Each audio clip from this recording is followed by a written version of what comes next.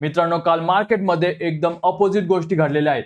आरबीआयने रुपये वाचवण्यासाठी 20.72 billion dollar ओतलेले आहेत, तर दुसऱ्या बाजूला एसबीआय फंड मॅनेजमेंटचा आयपीओ काल 6.85% प्रीमियमवर लिस्ट झालेला आहे आणि त्यासाठी तब्बल 31 बिलियन डॉलरची बिड्स आली होती. तसेच अंतराळात इंडियाच्या स्काय रूटने पहिले प्रायव्हेट रॉकेट ऑर्बिटमध्ये पाठवले, तर दुसरीकडे स्पेसएक्सचा स्टॉक त्यांच्याच आयपीओ प्राइसच्या खाली घसरून 1.2 ट्रिलियन डॉलरवर धूळ खात आहे. तर मित्रांनो, मी किरण कदम आणि तुमचं स्वागत आहे आजच्या पॉइंटेड चर्चामध्ये. तर मित्रांनो, अशाच एकदम इंटरेस्टिंग न्यूज आज आपण डिस्कस करणार आहोत. जर तुम्हाला इम्पॉर्टंट न्यूज मिस नसेल करायच्या तर व्हिडिओ शेवटपर्यंत नक्की बघा. पहिली न्यूज आहे मित्रांनो आरबीआय बद्दल. तर मित्रांनो, आरबीआयने जून 2026 पासून सुरू केलेल्या कन्सेशनल स्वॅप फॅसिलिटीद्वारे आतापर्यंत 20.72 बिलियन डॉलरचे इनफ्लोज आकर्षित केलेले आहेत. ही आकडेवारी जुलै 17 पर्यंतची आहे. यातील सर्वात मोठा वाटा आहे मित्रांनो FCNR डिपॉझिटचा, जो 17.40 बिलियन डॉलर इतका आहे. त्यानंतर ओव्हरसीज फॉरेन करन्सी बॉरोइंग मधून 1.97 अब्ज डॉलर आणि एक्सटर्नल कमिशनल बॉरोइंग मधून 1.34 बिलियन डॉलर आलेले आहेत. रुपया हा 96 रुपयाच्या आसपास दबावाखाली असताना आरबीआयचा हा मूव थेट सिद्ध करतो की सेंट्रल बँक ऍक्टिव्हपणे रुपयाला सपोर्ट देत आहे.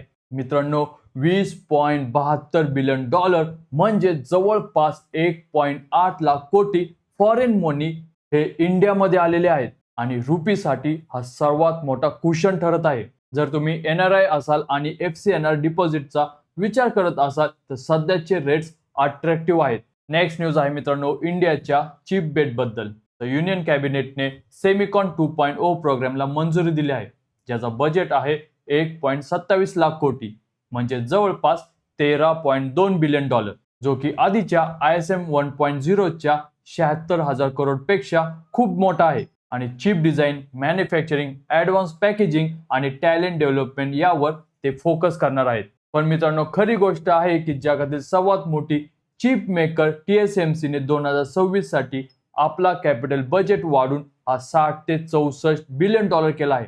म्हणजे इंडियाचा एंटायर सेमिकॉन बेट हा TSMC च्या एका वर्षाच्या बजेटच्या फक्त 1/5 इतका आहे.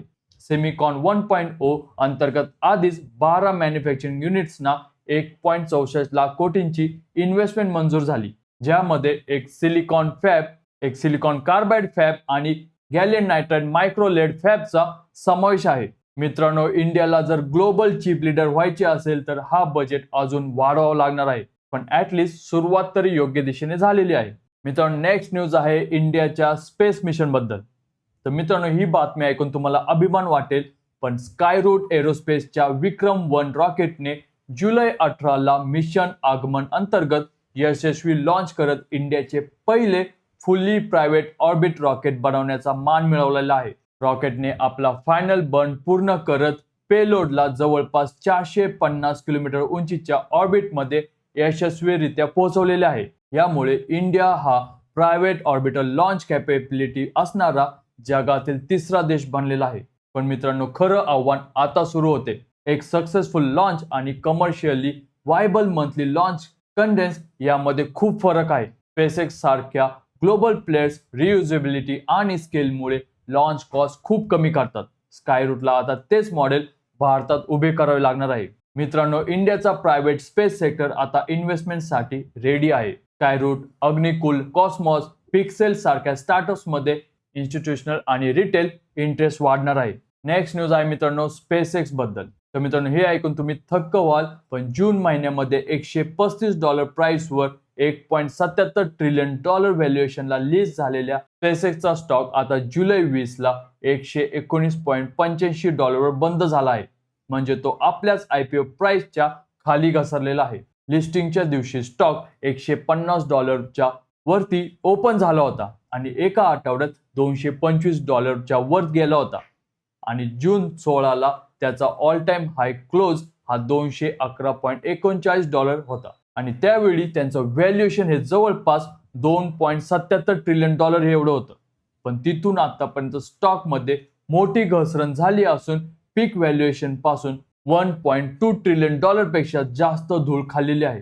ही घसरण दाखवते की IPO नंतरचा हाईप किती मोठा असो, शेवटी मार्केट फंडामेंटल्स आणि प्रॉफिटेबिलिटी वरतीच खाली परत येत असते.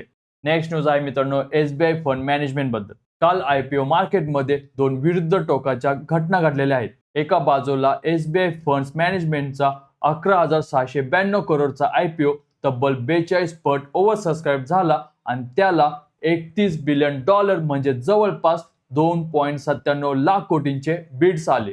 हा 2026 मधला सर्वात मोठा IPO रिस्पॉन्स ठरलेला आहे.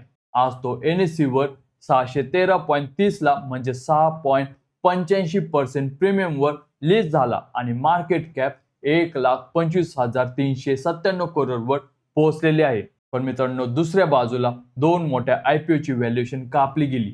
झेप्टो आपल्या $7 बिलियन पीक व्हॅल्युएशन ऐवजी आता 3 ते 4.5 बिलियन वर IPO आणण्याच्या तयारीत आहे, कारण इन्व्हेस्टरना त्यांच्या कॅश बर्न बद्दल चिंता आहे. तर मणिपाल हॉस्पिटलने आपली व्हॅल्युएशन 10 ते 12 बिलियन वरून 80,000 करोड म्हणजे 8.3 बिलियन पर्यंत खाली आणलेली आहे.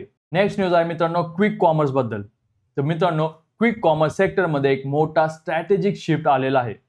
आतापर्यंत ब्लिंकिट, झेप्टो, स्विगी, इन्स्टामार्ट एकमेकांशी किती नवीन शहरांमध्ये पोहोचतो याची रेस करत होते, पण आता फोकस पूर्णपणे बदललेला आहे. प्रत्येक ऑर्डरवर किती प्रॉफिट किंवा किती लॉस होतो याकडे आता ते लक्ष देत आहेत. टिपिकल 100 रुपयाच्या ऑर्डरमध्ये डिलिव्हरी कॉस्ट ही 40 ते 50 रुपये आणि ऑपरेशन कॉस्ट ही 20 ते 25 रुपये इतका येतो. म्हणजे मित्रांनो प्रॉफिटेबिलिटीसाठी 60 पेक्षा जास्त ग्रॉस मार्जिन लागते. ब्लिंकिटने Q3 FY26 मध्ये पहिल्यांदाच ऍडजस्टेड EBITDA ब्रेक इव्हन गाठले आणि तेही फक्त 4 करोडच्या प्रॉफिटसह.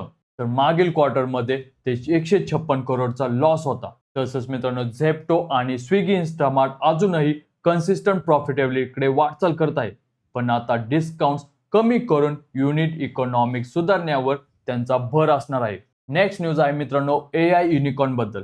तर मित्रांनो इंडियाच्या स्टार्टअप इकोसिस्टम मध्ये एक मोठा माइलस्टोन गाठला गेलेला आहे. मित्रांनो 11 जुलै ते 17 जुलै या एका आठवड्यामध्ये इंडियन स्टार्टअप्सनी 24 डील्स मधून एकूण $281.4 मिलियन उभारलेले आहेत. त्याच्या मागच्या आठवड्यात $71.9 मिलियन तुलनेत हे 3 पटीने जास्त आहे. आणि या आठवड्यामध्ये सर्वात मोठा हायलाइट होता तो म्हणजे AI कोडिंग स्टार्टअप इमर्जंट, ज्याने $130 मिलियन चा सिरीज C राउंड रेज करत $1.5 बिलियन ची व्हॅल्युएशन गाठलेली आहे आणि इंडियाचा कृत्रिम आणि सर्वम नंतरचा तिसरा होम ग्रोन AI युनिकॉर्न बनलेला आहे. मित्रांनो डिस्कस करूया आता मार्केट बद्दल. मित्रांनो काल सेन्सेक्स हा 238 पॉइंट्स म्हणजे 0.31% ने घसरून 77,470.11 वर बंद झाला. तर निफ्टी 50 सुद्धा 50.80 पॉइंट्स म्हणजे 0.21% ने घसरून 24,187 वर बंद झाला. या घसरणी मागे 3 मुख्य कारणे होती. HDFC बँकच्या Q1 रिझल्ट नंतरची मार्जिन कन्सर्न, ब्रेंट क्रूड ऑइलने 89 ते $90 च्या आसपास राहणे आणि तिसरं म्हणजे सतत होत असलेली FII सेलिंग. निफ्टीचा डे हाय हा 24,228 आणि डे लो हा 24,120 होता. तर सेन्सेक्सचा हाय 77,753 आणि लो 77,337 होता. IT आणि PSU बँक सेक्टरमध्ये सर्वात जास्त प्रेशर दिसलं. मित्रांनो आता डिस्कस करूया गोल्ड आणि सिल्वर बद्दल. तर काल इंडियामध्ये 24 कॅरेट गोल्ड हे 14,347 पर ग्रॅम म्हणजे 10 ग्रॅम साठी 1,43,470 वर होते, म्हणजे किंचित वाढ दिसून येते. सिल्वर 235 प्रति ग्रॅम म्हणजे 2,35,000 प्रति किलोग्रॅम वर स्थिर आहे. M6 फॉर्च्युन्स वर गोल्ड 0.65% वाढून 1,42,314 पर 10 ग्रॅम, तर सिल्वर 1.19% ने वाढून 2,20,999 पर किलोग्रॅम वर होते. क्रूड ऑइल हे $90 जवळ असूनही गोल्ड मध्ये मोठी उसळी दिसत नाही, कारण क्रूड मुळे इन्फ्लेशन फिअर वाढल्याने US Fed rate cut delay होण्याची शक्यता आहे आणि यामुळे मित्रांनो डॉलर स्ट्रॉंग राहतो आणि स्ट्रॉंग डॉलर गोल्ड साठी निगेटिव्ह असतो. मित्रांनो जर US इराण वॉर थांबले किंवा फेड रेट कट सुरू झाले तो गोल्ड मध्ये मोठी रॅली येऊ शकते. नेक्स्ट न्यूज आहे मित्रांनो FIS बद्दल. तर मित्रांनो कालच्या ताज्या आकडेवारीनुसार फॉरेन इन्स्टिट्यूशनल इन्व्हेस्टर म्हणजे FIS नी कॅश सेगमेंट मध्ये 1,121 करोडची नेट सेलिंग केली, तर डोमेस्टिक इन्स्टिट्यूशनल इन्व्हेस्टर्स म्हणजे DIIsनी 1312 करोडची नेट बाईंग केली. हा पॅटर्न गेल्या अनेक आठवड्यांपासून सातत्याने दिसत आहे. फॉरेन इन्व्हेस्टर जिओपॉलिटिकल अनसर्टेनिटी आणि रुपी विकनेसमुळे सेलिंग करत आहेत, तर डोमेस्टिक म्युच्युअल फंड्स आणि इन्शुरन्स कंपनी सातत्याने खरेदी करत मार्केटला आधार देत आहेत. तर मित्रांनो, सध्या मार्केटमध्ये कोणते सेक्टर जिंकत आहेत हे बघूया. आपण आता जवळजवळ Q1 FY27 अर्निंग सीझनच्या मध्यावर आहे आणि एक क्लिअर पॅटर्न समोर येत आहे. PSU बँक्स म्हणजे की PNB, central bank, Indian bank आणि सिमेंट म्हणजे की अल्ट्राटेक सिमेंट सारखे सेक्टर अनालिस्ट इस्टिमेटला बीट करत आहेत.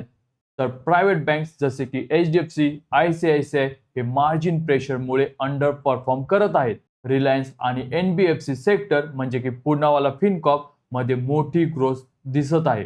तर IT सेक्टर अजूनही इन्फोसिस आणि इटर्नलच्या रिझल्टची वाट बघत आहे. मित्रांनो, या सीझन मधून एक गोष्ट स्पष्ट होते की ब्रॉड बेस रिकव्हरी होणार नाहीये, तर सिलेक्टिव्ह शेअर्स फक्त रॅली दाखवणार आहेत. तर मित्रांनो, इन द लास्ट डिस्कस करूया आजचे पिवट पॉइंट्स. मित्रांनो, आजच्या टेक्निकल लेवल समजून घ्या. निफ्टी 50चा कालचा हाय हा 24,228.45, तर लो 24,120.35 आणि क्लोज हा 24,187.70 होता. यावरून पिवट पॉइंट हा 24,178.83 येतो, ज्या खाली सपोर्ट 24,129 आणि 24,071 वर असणार आहे. तर वर रेजिस्टन्स हा 24,237 आणि 24,287 वर असणार आहे. सेन्सेक्सचा हाय 77,753.18, तर लो 77,337.33 आणि क्लोज हा 77,470.11 होता. त्यावरून पिवट 77,520 येतो, तर सपोर्ट 77,287 आणि 77,104 वर येतो. तर रेजिस्टन्स हा 77,703 आणि 77,936 वर असणार आहे. बँक निफ्टीमध्ये HDFC बँक आणि ॲक्सिस बँकच्या रिझल्ट नंतरची व्हॉलेटिलिटी बघता 57,533 हा की सपोर्ट आणि 58,111 हा की रेजिस्टन्स झोन आहे आणि हा झोन आज बँक निफ्टीची दिशा ठरवेल. आज इटर्नलचे Q1 रिझल्ट आहे आणि इन्फोसिसचे रिझल्ट हे 2 दिवसावर आल्याने मार्केटमध्ये व्हॉलेटिलिटी असणार आहे. तर मित्रांनो, ह्या होत्या आजच्या बिझनेस न्यूज. तुम्हाला जर न्यूज इन्फॉर्मेटिव्ह वाटले असेल, व्हिडिओ आवडला असेल, तर कमेंट सेक्शनमध्ये तुमचं प्रेम नक्की दाखवायचं आहे. तसेच व्हिडिओला लाईक सुद्धा करा आणि अशाच इन्फॉर्मेटिव्ह बिझनेस न्यूज घेऊन भेटूया पुढच्या व्हिडिओमध्ये. तोपर्यंत जय हिंद, जय महाराष्ट्र.